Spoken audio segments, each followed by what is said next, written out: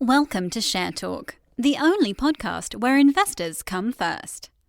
Hi, this is Zak Mir with the Bulletin Board Heroes here on Share Talk for Tuesday, the 1st of September. Starting off with Afc Energy, where you can see there's been a nice healthy bounce off the 200-day moving average at 19.6 pence. Also the floor of this rising trend channel from November. And all of this comes after a double test of that gap higher from May. So pretty well looks like a foundation's in place. Initial target here, while we're above 19 pence, up to that February resistance line at 26. But the big picture target here, perhaps over the next 2 to 3 months, as high as 45 pence, which seems rather ambitious. But that's where the top of the November price channel is pointing at the moment. A few very strong looking charts today, as you would expect, as we're in prime bull market at the moment. Here we've got Barclay Energia. Gaps always good news, especially when they remain unfilled. So what was that? 1, 2, 3, 4 gaps to the upside. This is obviously clearly a rather powerful re-rate going on here. The view here is at least while we're above the top of the latest gap around 41 pence, looking to the top of that rising trend channel from April as high as 70 pence over the next month or so. So looking very strong indeed. Great favourite amongst small cap investors on a company which has turned to a rather larger cap is Greatland Gold, leading the junior gold plays at the moment. Here we've got a rising trend channel from December, and just broke the initial August resistance at 14 pence, 14.7 pence rather, while we're above that on an end of day close, looking towards the top of the channel as high as 22 pence. So pretty impressive stuff at the moment from Greatland. At this stage, only really back below the 50-day line, way down at 13 pence, would really delay the upside scenario. We had a little bit of a bear trap effect in the middle of last month, down to 12 pence. So having flushed out the weak hands, one would expect Greatland shares to start accelerating. Great news, I think, really for Horizonte Minerals at the moment. One could feel the pain of the shareholders going into March, April, the way that the stock was, having spiked up to 7 pence. But this looks very impressive indeed. I suppose the view at this time is at least while we're above Friday support around 6.9 pence, looking to the top of that rising trend channel from August last year, as high as 12 pence over the next, I suppose, 6 to 8 weeks. It'd probably do the trick. Could be obviously much quicker, but that gap through the triangle that we had early last month, really impressive, and the momentum just seems to be gathering at the moment. I think there's another gap there as well, actually. After that first gap that we had earlier in last month.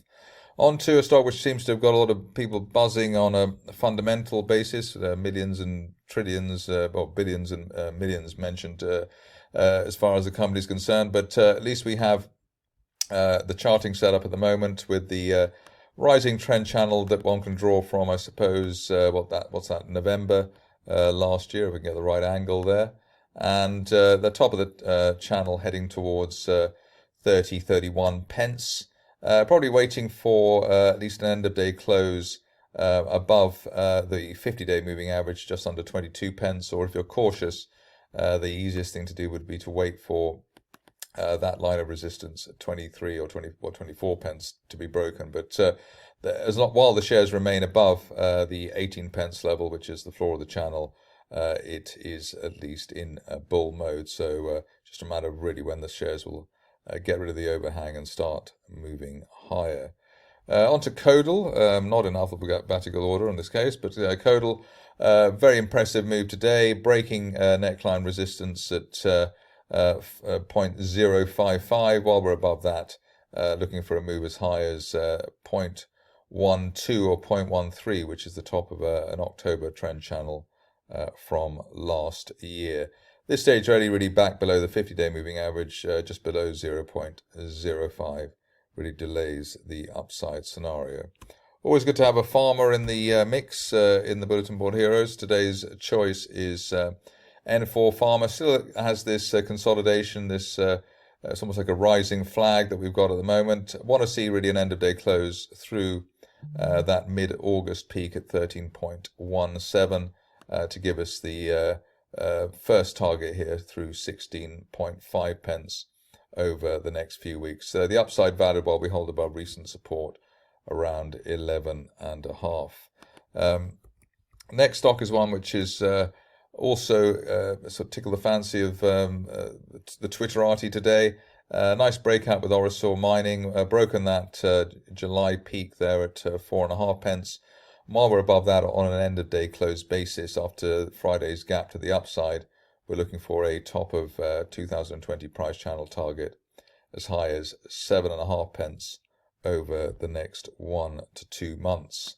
Good to see Oracle Power finally attempting a breakout here. Probably looking really for the magic event here really would be an end of day close above 0.8 pence. That would then hopefully open up the shares to the next level up really on the daily chart, which is 1.2 pence. Only back below 0.7 at this stage, and the floor of the rising trend channel from November really delaying the upside or the recovery argument there at Oracle Power. Always worth looking at a stock which is gapped up. In this case, it is Sanlion Energy, which is gapped up. Obviously, quite a slow mover, but gapped up after a gap down last week. So we've got an island day gap there, which is quite interesting. Could be a decent reversal, charting reversal signal. Obviously, an end of day close above 28 pence would be the magic trigger to then open up the possibility of a move towards the top of the February price channel, currently pointing as high as 36 or 37 pence. Next stock, and just a few left to go now, is Seagate.